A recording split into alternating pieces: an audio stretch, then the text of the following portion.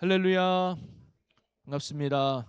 한 주간의 삶을 마무리하는 이 금요일 밤에 또 하나님의 은혜를 사모하고 또 주님의 사랑에 감사하며 믿음의 자리에 나오신 여러분 한 분 한 분에게 오늘도 하나님의 큰 은혜와 축복과 응답의 열매가 함께 하시기를 주님의 이름으로 간절히 축원합니다. 우리 옆에 분하고 인사 나누겠습니다. 오늘도 너무 잘 나오셨습니다. 사랑하고 축복합니다. 야, 오늘은 이런 인사가 생각이 났어요. 옆 사람이 이렇게 축복했으면 좋겠어요. 당신 때문에 목사님이 기쁘대요. 이렇게 한번 해주세요. 감사해요. 여기 아무도 안 왔으면 내가 어떻게 할 뻔했어요. 자, 또 이렇게 합시다. 당신 때문에 하나님이 행복하대요. 이렇게 한번 하겠습니다. 당신 때문에 하나님이 행복하시대요. 여러분, 목사야 당연하니까 이 자리에 와서 설교하고 기도하고 찬송하지만 여러분에게 이 자리에 오는 건 당연한 게 아닐 수 있잖아요. 그래도 하나님의 은혜가 고마워서 또 하나님의 십자가 사랑이 고마워서 그래도 하나님의 말씀을 사모하여 이 자리에 나온 게 하나님이 너무너무 행복하고 좋아하시더라는 거예요. 언제나 하나님의 기쁨이 되는 여러분을 축복합니다. 여러분, 우리가 살아가면서요 절대로 같이 달리지 말아야 될 존재가 있대요. 그게 뭐냐? 개랍니다. 개. 왜냐하면 개랑 뛰기 하는데 같이 뛰잖아요. 개 같은 사람이 돼요. 그리고 개보다 뒤처지잖아요. 개만도 못한 사람이 돼요. 그렇다고 개보다 앞서잖아요. 개보다 더한 사람이 돼요. 그래서 개랑은 절대 달리게 하지 마시고 그 대신 꼭 같이 뛰어야 할 존재가 있어요. 그게 예수님인 줄로 믿어요. 왜냐하면 예수님과 같이 뛰잖아요. 주와 동행하는 사람이 돼요. 예수님과 뒤처지잖아요. 주를 따르는 사람이 돼요. 예수님보다 앞서면 어떻게 될까요? 주의 길을 예비하는 자가 돼요. 여러분 주님과 늘 동행하고 주님과 함께 뛰시길 바라겠어요. 오늘도 여러분이 주님과 이렇게 함께 뛰기 위해서 이 자리에 나온 줄로 믿습니다. 오늘이 여러분에게 그 어떤 시간보다도 가장 소중하고 또 복되고 또 주님으로 충만한 복음이 능력이 되는 귀한 시간 되기를 주님의 이름으로 간절히 축원합니다. 저는 사순절 주일마다 십자가의 선물이라는 큰 주제 아래 나를 위하여 십자가의 선물을 주신 예수님에 대해서 함께 나누고 있는데요. 우리는 단순히 십자가 하면 나무 4개에다가 그냥 못 박고 가시면류관 쓰고 이렇게 죽은 걸로만 기억나지만 그 십자가 안에는 여러 요소들이 있습니다. 우리가 처음에 맞던 군인들의 뱉었던 침, 거기에는 그냥 단순한 수치가 아니라 우리를 대신해서 야수의 심성을 없애기 위해서 그런 직접 수치를 당하셨던 예수님의 담겨져 있는 사랑, 그리고 우리가 이번 주에는 뭐예요? 예수님의 십자가에서 못 박힐 때 당했던 그 고통에 못이 주는 또 의미가 있다는 사실이죠.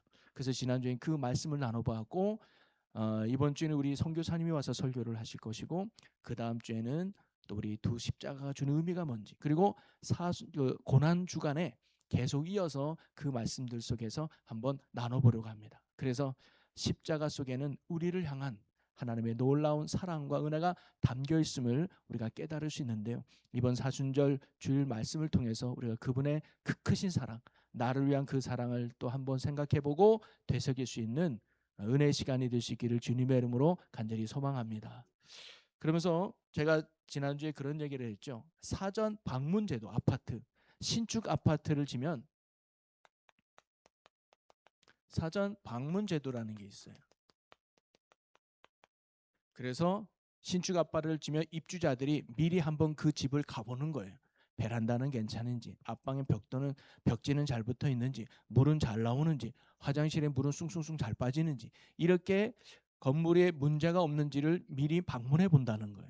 그래서 하자 여부가 있으면 체크해 놓으면 건축업자들이 그것을 수리해 주는 그런 과정이 있나 봐요. 그런데 제가 얘기했죠. 몇 년 전에 충주의 어떤 신축 아파트에 그래서 어떤 입주민이 이런 문제가 있는 것 같아요라고 써붙여놨더니 옆에다가 뭐라 써놨어요? 그냥 사세요.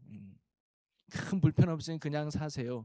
물론 농담 반 했겠지만 그게 인터넷에 올렸더니 이슈가 돼서 업체가 막 공개되고 하니까 부랴부랴 하자봇을 해줬다고 하는 웃지 못할 일이 있습니다.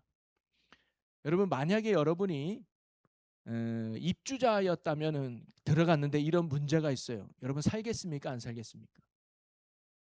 여러분들은 다 좋은 게 좋다고 사실 분들인 거예요. 근데 이왕이면 내가 똑같은 돈을 주고 사고 똑같은 금액으로 산다면 깨끗한 집, 아무런 문제가 없는 집에서 살 권리가 입주자에게 있는 거 아니겠습니까? 그래서 우리는 분명히 하자 보수를 요청할 수 있을 거예요. 근데 여러분이 건축자라면 또 어떤 마음일까요? 여러분이 열심히 해서 건축을 했습니다. 그런데 입주자가 이 집에 문제가 있는지 없는지 제가 가서 꼼꼼히 살펴보겠습니다는 통지를 받았어요. 그럼 여러분 마음은 어떨 것 같아요? 제가 만약에 건축자라면 나름대로 열심히 졌지만 혹시 내가 살피지 못한 문제가 있지는 않을까? 혹시 나는 이게 문제로 생겼는데 입주자가 요거를 밝히 알아버리진 않을까? 이런 조바심이 건축자에게도 있지 않을까요? 여러분 성경은요 뭐라고 말하냐면 우리가 하나님의 성전이라고 가르쳐 줍니다. 하나님의 성전. 그렇죠? 여러분 하나님의 성전이라는 게 뭐냐? 하나님이 우리 안에 거하신다는 거 아닙니까? 그럼 어떻게 보면 저와 여러분이 영적인 건축자가 되어서 하나님이 모실 성전을 우리가 짓는다고 보지 않겠습니까? 그래서 성전을 딱 만들어 놓고 하나님 내 마음의 성전에 와주세요. 그럼 입주자가 누구예요? 하나님인 거예요. 그럼 하나님이 오시기 전에 뭐예요? 사전 방문 제도를 하는 거예요. 그러면 내가 너 마음속에 들어가고 싶은데 그 마음의 성전이 잘 됐는지 한번 볼까라고 하는 거예요. 그래서 하나님의 성전에 들어올 때 출입문은 삐그덕거리지 않고 잘 열리는지, 또 하나님이 쉬실 안방은 잘 정리되어 있는지, 그 다음에 거실과 기도실은 깨끗한지 이렇게 하나님이 꼼꼼히 보신다면 어떨 것 같습니까? 혹시 우리의 마음의 성전의 출입문은 안 쓴 지 오래돼서 경첩이 녹슬지는 않았는지, 하나님이 거하실 안방에는 하나님이 모신 적이 거의 없어서 벽지에 곰팡이가 띠덕띠덕 붙은 거나, 아니면 거실을 청소를 안 해놔가지고 먼지가 뿌옇게 앉거나, 아니면 또는 기도실에는 한 번도 내가 기도한 흔적이 없어서 벽지가 뜯어져 있는 소위 하자 목록이 많은 우리의 모습은 아닐까 말이죠. 만약에 예수님이 성령님이 하나님이 여러분의 마음의 성전에 들어오신다고 하면 어떨 것 같습니까? 그냥 사세요.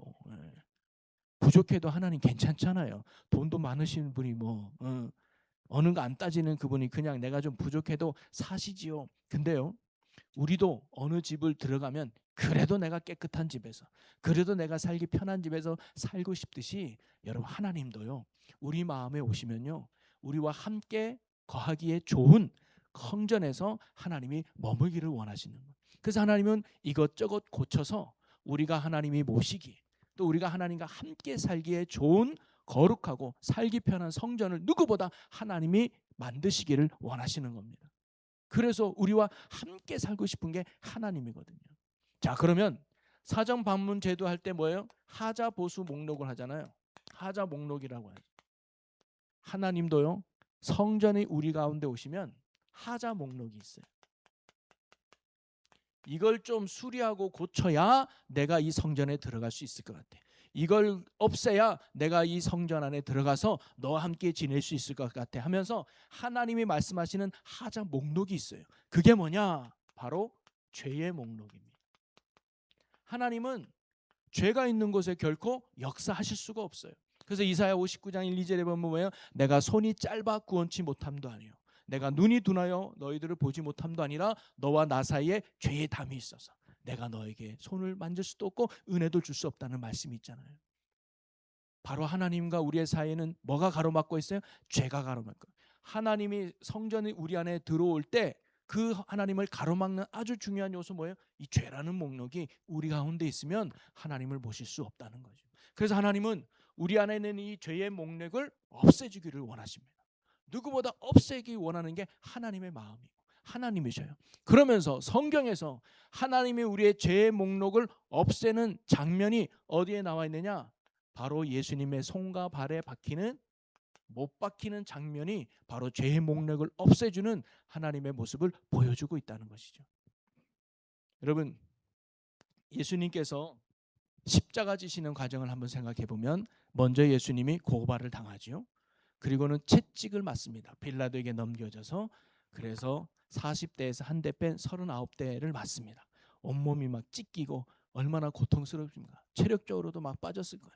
두 번째는요, 물론 그 사이에 침을 뱉었지만 무거운 십자가를 지고 올라가야만 했습니다. 그 십자가가 뭐 한 60kg 이상 된다고 그래요. 40에서 60kg. 물론 건강한 사람도 들고 가기 힘든데 이미 채찍으로 기력이 쇠해진 예수님이 그 무거운 십자가를 들고 골고다 언덕이라는 평지도 걷기 힘든 그 언덕을 이 십자가를 들고 온다는 건 어려워요. 그래서 몇 번이가 예수님이 그 십자가를 지고 가다 넘어집니다. 그러니까 군인들이 귀찮은 거예요. 왜? 시간도 느려지고. 그래서 지나가던 구레네 사람 시몬을 시켜서 억지로 십자가를 지게 하죠. 그래서 구레네 시몬은요 얼떨결에 십자가를 지고 갑니다. 그 옆에 누구와 함께? 예수 그리스도와 함께. 근데 그게 구레네 시몬에게 큰 은혜가 됐던 것 같아요. 그래서 나중에 로마서 16장에 보면 사도 바울이 나를 도와줬던 믿음의 사람들의 이름을 할 때 바로 이 시몬의 아들과 아내의 이름이 나옵니다. 그걸로 학자들은 이때 구레네 시몬이 예수님을 믿게 됐고 제자가 되지 않았겠는가라고 보고 있어요. 억지로 십자가 지고 갔지만 그게 구레네 사람에게 복이 됐다는 거예요. 여러분 오늘도요 억지로 사명을 감당해도 우리에게 은혜가 되는 거예요. 억지로 이 자리에 앉아 있어도 은혜가 될 수 있어요. 억지로 기도해도 그게 힘이 되고 능력이 될 수 있음을 믿으시기 바랍니다. 내가 꼭 기분이 좋아하고 의지가 있어야만 하는 게 아니라 때로는 하기 싫어도 힘들어도 억지로 하면 그를 통해서 하나님이 주시는 놀라운 은혜가 있게 될 줄로 믿으시기 바랍니다. 그리고는 이 십자가가 이제 언덕에 올라왔습니다. 그리고는 십자가를 땅에 탁 눕힙니다. 그리고는 예수님을 그 십자가 위에 눕혀요. 여러분 예수님 누워주시죠. 이렇게 얌전하게 말했을까요? 야 잡고 넘어뜨려 하면서 예수님을 강하게 십자가 위에. 그러면 그 등에 맞았던 그 상처가 십자가의 그 나무에 거친 게 닿으면서 얼마나 따가웠을까요? 그런데요. 그리고는 이제 양손에 군병들이 예수님의 손을 잡겠죠. 그리고는 나무에다가 손을 땅바닥을 높여놓고 10cm나 되는 대못을 예수님의 손 위에 올려놓고 이제 망치로 내려치려고 합니다.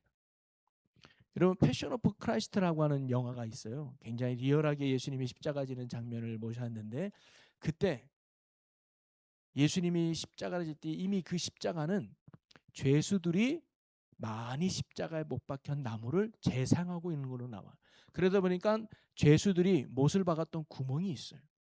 근데 예수님이 아프니까 몸을 이렇게 움츠리니까 강제로 예수님의 발을 끌어당깁니다. 그 영화에서는.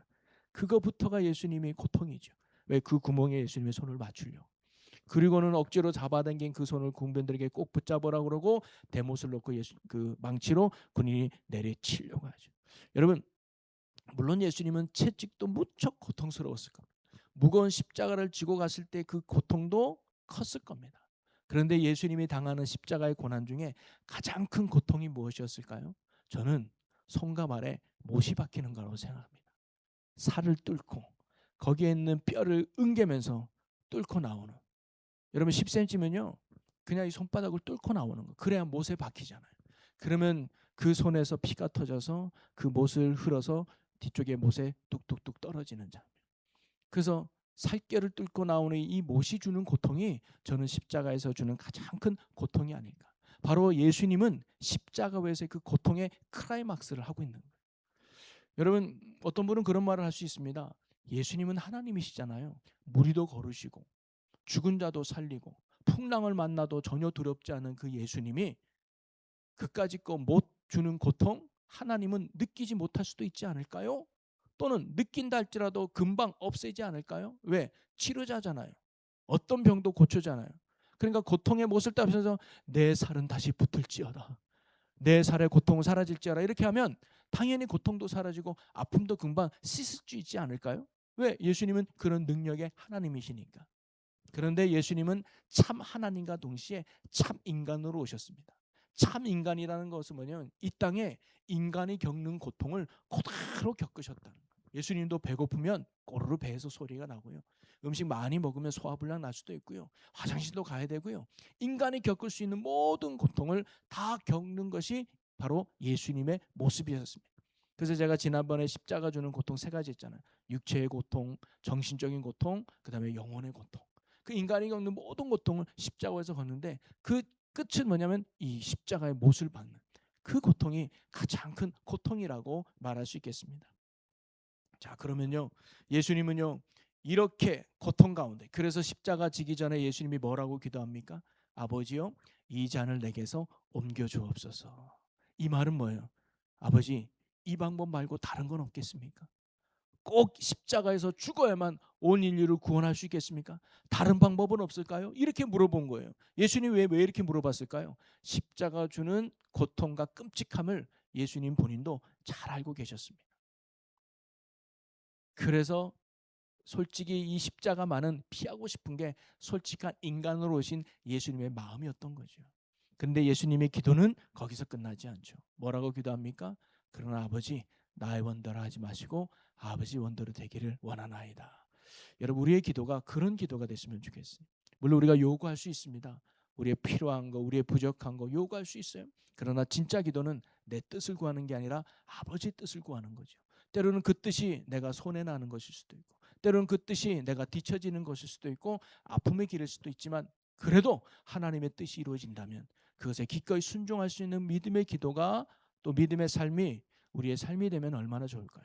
우리가 그런 기도의 자가 되기를 주의 이름으로 간절히 축복합니다. 예수님은요, 고통을 그대로 하셨습니다. 알지만 알면서 그 길을 가셨고, 알면서 그 길을 선택하셨습니다. 제가 전에도 설교했지만 예수님이요, 공생의 십자가 지시기 전에 3번 순환을 예고합니다. 나 이렇게 죽을 거야, 나 이렇게 될 거야 라고 말이죠. 이 말은 뭐냐면 예수님이 가시는 길이 어떤 길인지를 알았어요. 여러분, 우리나라 속담에 모르는 게 약이다. 알면 안 해요. 모르야 그냥 하잖아요. 예수님이 십자가 고통을 몰랐으면 그냥 갔을 거예요. 모르니까. 근데 알면서 간다? 이 십자가 주는 고통을 알면서 그 길을 간다는 건 너무너무 쉽지 않았을 겁니다. 근데 예수님은 알면서 그 길을 가셨고, 알면서 그 길을 선택하셨다는 거예요. 그리고 그 고통의 절정이 바로 예수님이 십자가 위에 눕혀서 못을 받는 그 장면이었죠. 그리고는 아마 망치로 내리쳤을 겁니다. 그런데 여러분, 예수님은 이때도 아무런 저항을 하지 않잖아요. 그렇죠? 침을 뱉어도 가만히 계시고, 가시면류관을 써도 가만히 계시고, 십자가를 지고 가라 해도 물론 육신이 연약해서 넘어졌지만 그대로 다시고, 그리고 눕혀놓고 손에다가 못을 박아도 예수님은 아무런 반응을 하지 않아요. 여러분, 예수님의 손이 어떤 손입니까? 아까 말했듯이 풍랑을 잔잔케 하신 손 아닙니까? 죽은 나사로를 살린 생명과 구원과 능력의 손 아닙니까? 그런데 그 손이 십자가 위에서 아무런 반응이 없이 그냥 순수히 담당하셨다는 것. 손을 움켜쥐려고 하지도 않고, 피하려고 빼지도 않고, 힘도 주지 않고, 그냥 군병들에게 맡겨버립니다. 드디어 망치 소리와 함께 못이 예수님의 살갗을 뚫고 지나가죠. 그래서 그 못 사이로 예수님의 피가 뚝뚝뚝 떨어지겠죠. 여러분, 왜 예수님은 그 고통을 알면서도 그 손에 못이 반기는 것에 대해서 아무런 저항도 하지 않았을까요? 물론 우리를 사랑하니까, 그리고 십자가에서 죽어야 되니까, 그래서 우리를 구원할 수 있으니까라고 큰 틀 안에서 우리가 그렇게 이해할 수 있지만, 예수님께서 그 못이 박는 고통을 알면서도 아무런 저항을 하지 않음에는 더 중요한 깊은 의미가 담겨져 있습니다. 그게 뭐냐면 바로 이 죄의 목록이 예수님의 손 위에는 뭐가 있느냐? 바로 우리의 죄의 목록이 올려져 있었기 때문이죠. 그래서 그게 우리의 죄를 짊어진 하나님의 손이 바로 예수님의 손이었다는 것. 이것은 단순한 평범한 목수의 사람의 손이 아니었습니다. 인간의 손이 아니었습니다. 십자가 위에서 못을 박는 예수님의 손은 이제 더 이상 평범한 사람의 손이 아니라 모든 사람의 죄를 대신 박힐 하나님의 손이 예수님의 손이었다는 거예요. 그래서 예수님은 그 손을 가만히 두었던 사실이죠. 그래서 예수님의 손이 하나님의 손이라는 것은 골로새서 2장 13절에서 14절에서 이야기해주고 있죠. 우리 이 말씀을 한번 같이 올려보겠습니다. 자, 13절 14절 같이 읽습니다. 또 범죄와 육체의 무할례로 죽었던 너희를 하나님이 그와 함께 살리시고 우리의 모든 죄를 사하시고 우리를 거스르고 불리하게 하는 법조문으로 쓴 증서를 지우시고 제하여 버리사 십자가에 못 박으시고. 아멘. 오늘 보니까 성경이 뭐라고 말합니까? 십자가에 못 박힌 손이 지금 누구의 손이라는 거예요? 하나님의 손이라는 거예요. 그 위에 우리의 죄를 못 박았다는 거 아니겠습니까? 바로 십자가에 누우신 예수님의 손은 평범한 사람의 손이 아니라 우리의 모든 죄를 담고 있고, 또 우리의 그 죄를 대신하는 바로 하나님의 손이었습니다. 바로 이 예수님의 손 위에는 우리가 심판받아야 될 마땅할, 우리가 지옥 가야 될 모든 우리의 죄의 목록이 예수님 위에 고스란히 기록되어 있고 올려져 있었다는 사실입니다. 우리가 어떤 집에 들어가면 그 집의 흠을 찾아내듯이 하나님도 우리를 구원하기 위해서 우리의 죄를 찾아내셨던 거죠. 그리고 그 죄의 목록을 바로 십자가 위 예수님 손 위에 하나님이 올려놓으신 겁니다. 그리고 하나님은 그 손 위에 못을 박으신 거예요. 그리고 그 십자가 손에서 흐르는 그 피로 말미암아 우리의 모든 죄를 사하여 주신 것이죠.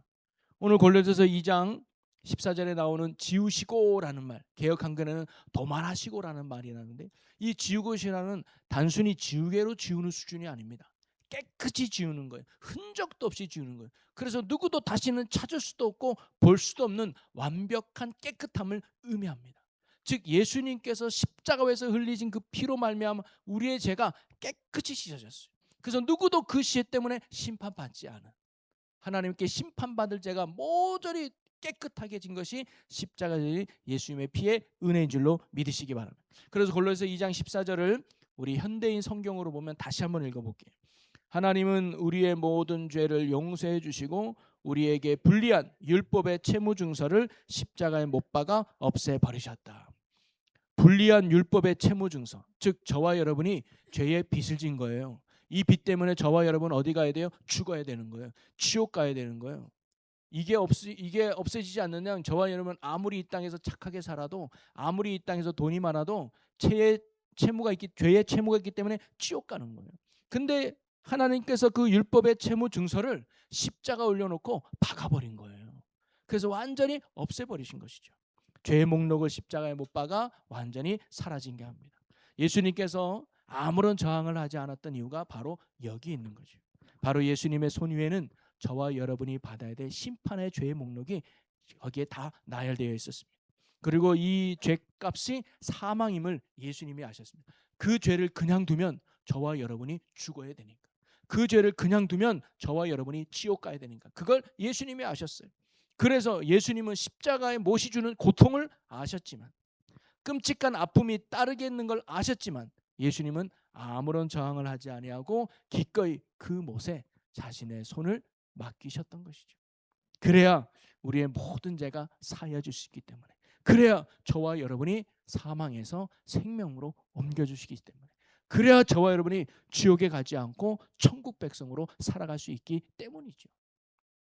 바로 우리를 죄와 사망에서 건져내시기 위해서 예수님이 기꺼이 그 손을 못에 내어 맡긴 것입니다.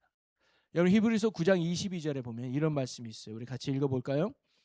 율법을 따라 거의 모든 물건이 피로써 정결하게 되나니 피 흘림이 없은즉 사함이 없느니라. 아멘. 바로 예수님은 저와 여러분의 모든 죄를 사하기 위해서 소위 십자가 위에서 피를 흘려주신 거거든요. 그래서 예수님은요, 네 곳에서 피가 흘렸어요. 머리에서 피가 흘리고, 손과 발에서 피가 흘리고, 그리고 마지막 옆구리, 허리에 창인전에서 허리에서 피가 흘렸어요. 여러분 저는 이런 생각을 한번 옛날에 해본 적이 있습니다. 왜 예수님이 굳이 2000년 전 그 시대에 오셨을까? 오늘날 오시면 안 될까? 물론 때가 찼기 때문에 하나님의 때가 되었지만, 왜 예수님이 오늘날이 아니고 과거 2000년 전에 오셨을까? 한마디로 예수님이 이 땅에 오신 이유는 죽으러 오셨잖아요. 우리를 대신해서 죽으러 왔잖아요. 그러면 오늘날 예수님이 이 땅에서 죽는 방법은 뭘까요? 안 죽어봤으니까 모르지 뭐 여러분. 죽는 걸 봤어야 알지. 오늘날 우리 사형제대가 우리나라에도 있어요. 근데 우리나라 사형제대는 뭐예요? 군인은 총살, 그리고 일반인은 뭐예요? 교수형이죠. 교수형. 목에다가 밧줄 묶고, 또 미국에서는 전기 의자로, 전기 충격으로 사형을 하기도 합니다. 옛날에는 사형을 먹였죠. 근데 여러분 똑같은 죽음이지만 이런 죽음은요, 피 한 방울 안 흘려요. 피 흘림이 없단 말이죠. 그냥 목숨만 끊는 거예요. 근데 왜 굳이 예수님이 2000년 전에 오셨는가? 로마 시대 때, 그때가 십자가형이 아주 뭐라면 인기 절정에 있을 때, 가장 십자가형이 강할 때가 그때였다는. 그래서 예수님은 가장 많은 피를 흘릴 수 있는 그때 오신 게 아닌가, 제 나름대로 뭐 신학적인 정의를 떠나서 그래서 예수님이 그때 오신 게 아닌가. 왜? 우리의 죄를 다 사하기 위해서 가장 많은 피를 흘릴 수 있는 시간이 그때였기 때문에. 그러면서 예수님은요, 네 군데에서 피가 흘렸는데요. 네 군데에서 피가 흘렸지만 피를 흘리게 하는 세 가지 도구가 있었습니다. 자, 첫 번째가 무슨 도구냐면 가시면류관이에요. 가시면류관으로 예수님이 어디에 피가 흘려요? 머리에 피가 흘렸습니다. 여러분, 왜 하필 가시면류관이었을까요? 다른 나무도 아니고 왜 하필 가시나무로 관을 만들었을까요? 물론 군인들이 예수님을 조금이라도 괴롭히려는 괘씸한 심보로 가시로 면류관을 만들 수도 있지만 가시가 주는 영적인 의미가 있습니다. 여러분, 가시는요, 한마디로 말하면 죄가 아니라 죄의 결과를 성경이 이야기해 주고 있습니다. 우리 창세기에 보면 아담과 하와가 죄를 범한 후에 땅이 저주를 받잖아요. 그 땅이 저주받은 결과로 땅이 엉겅퀴와 가시를 낸다 그랬어요.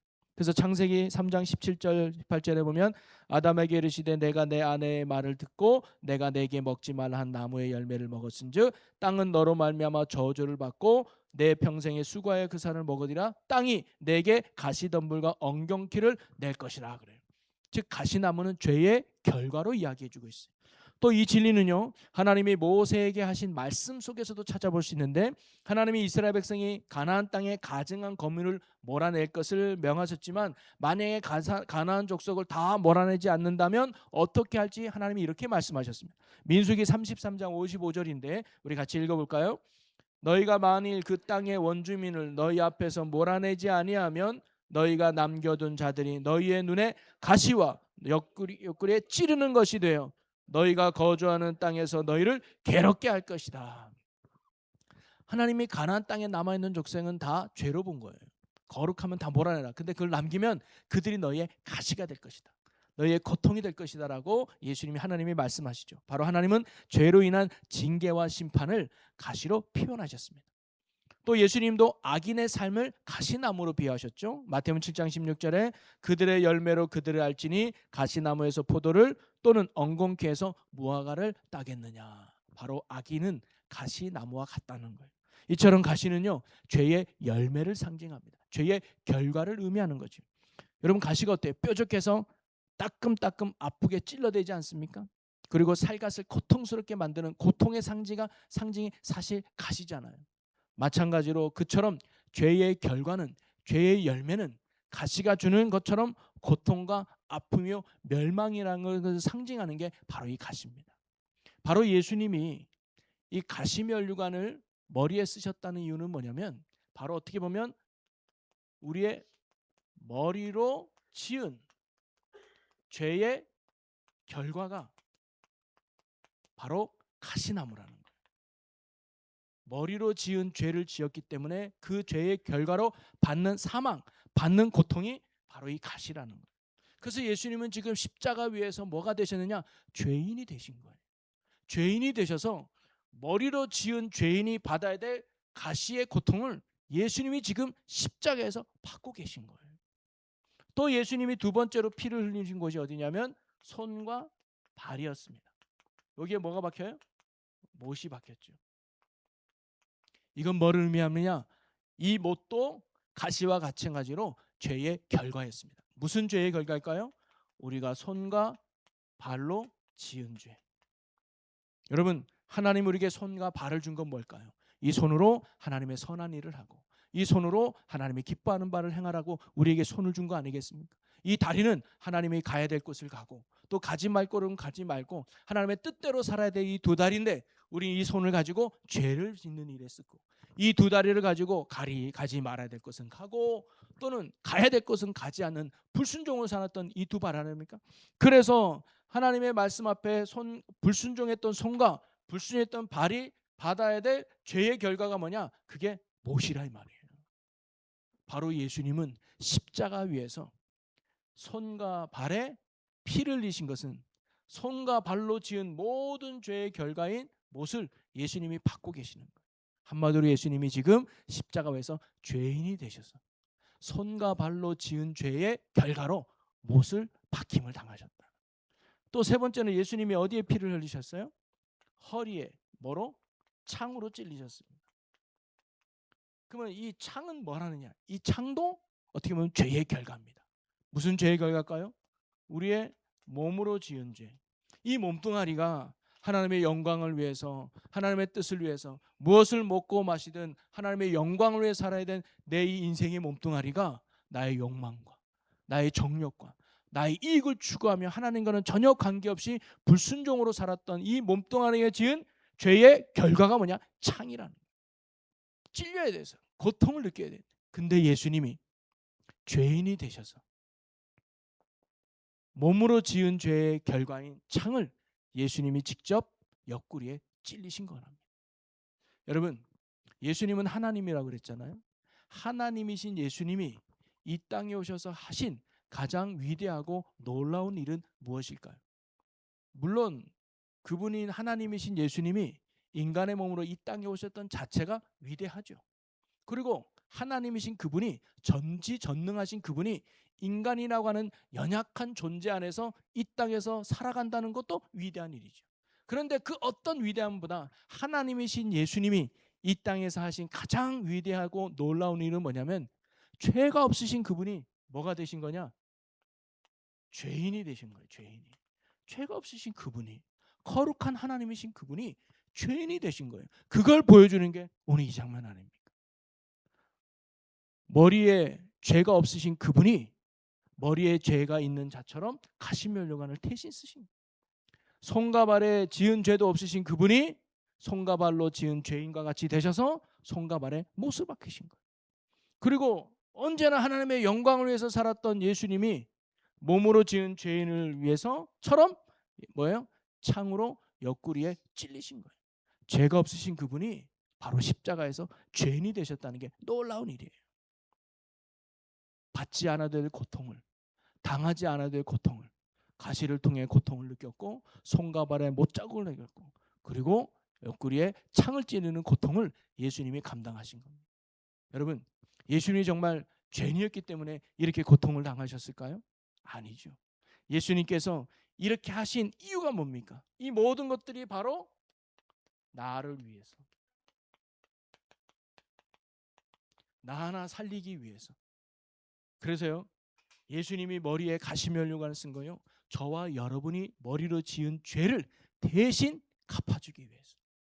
그래서 예수님은 가시면류관을 쓰면서 머리에 피가 줄줄 흘리면서 아마 하나님 아버지께 이렇게 얘기했는지는 몰라요. 아버지, 저들이 지은 죄를 대신 내가 갚겠습니다. 내가 머리에서 흐르는 이 피를 보고 저들의 죄를 사하여 주옵소서. 그리고 손과 발에 철철철 피가 흐르면서 예수님은 하나님께 이렇게 말했을 겁니다.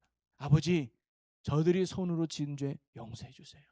저들이 발로 지은 죄 용서해 주세요. 내가 대신 저들의 죄를 대신 내가 짊어지고 피를 흘리오니 나의 이 피를 보고 저들의 죄를 사하여 주옵소서. 그리고 옆구리에 허리에 창을 짝 찔면서 물과 피가 흐르면서 예수님은 하나님께 이렇게 말씀하지 않았을까요? 아버지, 사랑하는 이들의 몸으로 지은 모든 죄를 대신 내가 피를 흘리오니 이 피를 보고 이들의 모든 죄를 사하여 주옵소서. 우리는 머리로 지은 죄 때문에 지옥 가야 되고 손과 발로 지은 죄 때문에 고통을 느껴야 되고 몸으로 지은 죄 때문에 우리는 지옥 갈 수밖에 없는 존재지만 예수님이 우리를 너무나 사랑하셔서 지옥 가는 걸 두고 볼 수 없어서 하나님이신 예수님이 직접 이 땅에 오셔서 우리가 받아야 될 죄의 값 사망을 예수님이 대신 십자가에서 갚으신 게 바로 오늘 이 사건의 모습입니다. 단순한 아픔이 아니라 죄가 없으신 그분이 바로 우리를 대신해서 죄인이 되셨고 그래서 우리를 대신해서 십자가에서 피를 흘려주셨던 것입니다. 그리고 우리는 그 은혜로 말미암아 모든 죄가 사함받고 사망에서 생명으로, 지옥에서 천국으로, 사망의 종에서 하나님의 아들의 자녀로 거듭나게 된 줄로 믿으시기 바랍니다. 그래서 에베소서 1장 7절에 이렇게 말합니다. 우리는 그리스도 안에서 그의 은혜의 풍성함으로 따라 그의 피로 말미암아 속량 곧 죄 사함을 받았느니라. 할렐루야. 그 결과 죄로 망가졌던 우리 안의 성전이 예수 그리스도의 보혈로 다시 회복된 거예요. 그래서 하나님이 거하시는 거룩한 성전이 된 겁니다. 하나님이 거하실 성전, 원래 우리 이렇게 살았잖아요. 생기가 우리 안에 들어와서 하나님과 더불어 행복한 울타리에서 항상 기뻐하고 쉬지 말고 기도하고 범사에 감사하며 행복하게 살아가도록 창조된 우리인데 우리가 하나님을 잃어버린 거예요. 우리의 성전이 무너진 거지요. 뭐로? 이 죄로 말미암아. 그래서 우리가 이 죄의 하자 목록이 있었습니다. 죄의 목록 때문에 우리가 하나님을 만날 수 없어요. 근데 예수님의 이러한 십자가, 못 박히시고 가시면류관 쓰시고 허리에 창을 찔리면서 우리가 받아야 될 피 흘림을 예수님이 대신 십자가에서 죽으심으로 말미암아 우리의 모든 하자 목록이 지워져서 이제 하나님이 우리 안에 오시는 거룩한 성전으로 거듭나고 자녀로 새로운 피조물로 새롭게 거듭난 줄로 믿으시기 바랍니다. 우리가 하나님의 자녀가 돼서 하나님을 아버지라고 부를 수 있는 이유가, 우리가 죽어도 지옥 가지 않고 천국 갈 수 있는 이유가 우리에게 있는 것이 아니라 전적인 예수 그리스도의 보혈의 피에 있는 줄로 믿으시기 바랍니다. 그래서 우리는 예수님의 피를 보혈이라고 부르는 거 아니겠습니까? 여러분, 이것이 얼마나 큰 은혜고 놀라워요. 이것을 깨닫는 것, 이것이 내 안에 확신되어지는 것, 이것이 참 믿음이고 이것이 복음이 내 안에 능력이 되는 것입니다. 여러분, 오래된 이야기인데 여러분, 어느 버스 기사의 이야기라는 그 연극이 있어요. 옛날 스위스에서 진짜 일어났던 일인데 많이 아실 겁니다. 한 버스 기사가 언덕에 그 버스에 많은 사람을 태우고 언덕을 올라갔습니다. 그리고는 이제 그 언덕을 내려오게 됐어요. 그런데 브레이크가 잡히지 않는 거예요. 기사는 당황하기 시작합니다. 이러다가 자칫 잘못하면 낭떠러지 떨어지고 여기 있는 사람이 모두 위험할 수 있으니까 아주 조심스럽게 언덕을 내려오고 있었습니다. 그런데 저 아래쪽에 한 아이가 길가에서 놀고 있는 거예요. 아무리 빵빵거려도 이 아이가 듣지 못하는지 안 움직이고 있는 거예요. 자, 이런 상황에 이 버스 기사는 둘 중에 하나를 선택해야 되겠죠.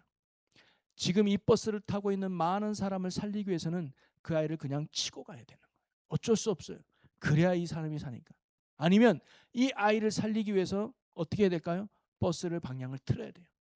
절벽을 향해서 틀든가 아니면 뭐 벽으로 향해서 틀든가. 그러다 보면 최소한 이 버스에 탄 사람들의 많은 사람들이 희생하기도 죽게 되겠죠. 여러분이 버스 기사라면 무엇을 선택하겠습니까? 근데 실제로 이 버스 기사가요, 사람을 치고 가요, 그 아이를. 그리고는 이제 내리막길이 끝나니까 이제 버스가 멈췄습니다. 사람들 다 놀라죠. 치는 거 봤으니까. 조금 시간이 지나니까 사람들이 웅성거리기 시작합니다. 뭐라고 말하느냐? 꼭 그래야만 했냐고. 그 아이를 치지 않고는 살리는 방법이 없냐고. 그러니까 이 버스 기사가 얼른 내려서 그 아이 쪽으로 가서 이 아이를 탁 안고 있습니다. 그러면서 사람들이 그 아이를 보는 순간 그렇게 말하는 거죠. 꼭 그 방법밖에 없었냐고. 그 아이를 죽이지 않고 피할 수는 없었냐고. 그리고는 그 버스에 탄 한 사람이 이야기합니다. 저 아이가 바로 저 버스 기사의 자녀라고. 자기 자녀였던 거예요. 자기 자녀를 살리느냐 죽이느냐. 여러분, 우리가 그 버스 기사에서 어떻게 비난할 수 있겠습니까? 오히려 거기에 탄 버스의 손님들은 그 기사를 향해서 어떻게 했을까요? 평생 그 기사를 섬기고 평생 그 기사를 도와줬다고 그러더라고요. 여러분, 예수님, 하나님이 그와 같은 분이죠. 여러분, 하나님은요, 예수 그리스도 하나밖에 없는 독생자를 우리를 위해 보내주셨습니다. 그래서 하나님은 선택하세요. 예수를 죽여서 우리를 살리느냐, 아니면 우리가 죽든지 말든지 그냥 내버려 두느냐. 근데 하나님은 아들 예수 그리스도를 직접 십자가로 가는 이 고통의 자리, 죽음의 자리로 예수님을 보낸 거예요. 그래서 내 아들을 죽여서 우리를 살린 게 하나님의 사랑 아니겠습니까? 여러분, 신앙의 엔진은 어디 있을까요? 무엇이 우리의 신앙을 힘차게 나가게 할까요? 무엇이 우리가 예배자로 만들고, 무엇이 우리를 사명자로 만들고, 무엇이 우리를 기도자로 만들고, 무엇이 우리를 주님을 따르게 만들까요? 여러분, 우리가 성경 통독을 요즘 할 때 바울의 이야기를 요즘 많이 보잖아요. 신약 정말 대단하죠. 정말 이와 같은 사람이 또 있을까? 여러분, 바울이 어떻게 한평생 정말 주님을 위해서 그렇게 모든 것들을 바치며 살 수 있었을까요? 그 안에 엔진이 뭐가 있을까요? 그가 뭐 신학 공부를 했기 때문일까요? 가문이 좋아서 그랬을까요? 아니에요. 바울의 그 심장, 그 엔진에는 뭐가 아니냐? 예수의 흔적이 있다 그랬습니다. 나는 예수의 흔적이 있다. 그럼 예수의 그 흔적이 뭘까요? 바로 이거예요. 내가 써야 될 가시면류관, 내가 못 박혀야 될 손가발, 내가 찔려야 될 그 허리를 예수님이 나를 살리기 위해서 대신 쓰셨고, 대신 박히셨고, 대신 찔리셨다는 거예요. 그분의 사랑과 은혜 때문에 내가 생명을 얻었고, 그분의 사랑과 은혜 때문에 내가 지옥 가지 않고 천국 갈 수 있다는 거, 이것만큼 큰 은혜가 어디 있는가? 내가 이 세상 모든 것을 다 잃어도 이것만큼만 내가 얻다면 나는 큰 축복에 살아. 이렇게 감사하며 살았던 게 바울이고요. 두 번째는 내가 받은 이 은혜가 헛되지 않기 위해서 이제 한평생 나는 복음을 전하는 자로 살겠다. 그 십자가 은혜가 헛되지 않기 위해서 나는 충성되이 그리스도인으로 살겠다. 여러분, 우리가 오늘날 바울처럼 살지는 못하겠죠. 세계 선교라고 어떻게 떠납니까? 그런데 바울과 같은 마음과 은혜로 살아가는 저와 여러분이 되었으면 좋겠습니다. 여러분, 바울이 받은 은혜가 우리가 받은 은혜가 다릅니까? 바울이 받은 이 십자가 사랑은 100이고 우리가 받은 십자가 사랑은 10밖에 안 됩니까? 아니에요. 하나님의 사랑은 동일해요. 근데 어떤 사람이 헌신하는 줄 아십니까? 이 사랑을 깨달은 사람이에요. 이 사랑이 과거의 사랑이 아니라 지금 나의 사랑으로, 지금 내 사건으로 깨닫는 사람이 바로 하나님을 위해 온전한 예배자로 살아갈 수 있는 것이고, 하나님을 위해 헌신자로 살아갈 수 있는 것이고, 하나님을 위해 기쁨으로 살아갈 수 있는 거 아니겠습니까? 저는 우리 제일교회 성도들을 위해서 기도할 때마다 새벽에 제일 먼저 기도하는 게 뭐냐면, 하나님, 우리 제일교회 모든 성도들이 복음이 말로만 임하는 것이 아니라 능력과 성령과 큰 확신 가운데 임하게 해달라고 기도합니다. 한마디로 십자가가 지식이 아니라, 십자가가 이야기가 아니라, 십자가가 과거 사건이 아니라 내 사건으로 받아들여. 그 위에 내가 죽어야 되는데, 거기에 내가 있어야 되는데, 예수님이 나를 살리기 위해서 기꺼이 가시면류관을 쓰고 두 손에 못 박히시고 허리에 창을 찔려 죽으셨다. 그 은혜와 사랑을 깨닫는 것부터 사실 신앙생활을 시작하는 거예요. 이게 안 되면요, 예배도 피곤해요. 이게 안 되면 기도도 힘들어요. 이게 안 되면 봉사는 더더욱 못합니다. 그냥 자기 열심으로 하는 거예요. 도중에 포기하고 도중에 힘들어서 그만두는 사람은 이 십자가의 흔적을 잃어버린 사람이에요. 그러기에 우리가 정말로 신앙생활할 때 꼭 붙들고 잊지 말아야 될 게 뭐냐면, 오늘의 복음으로 살아가는 거예요.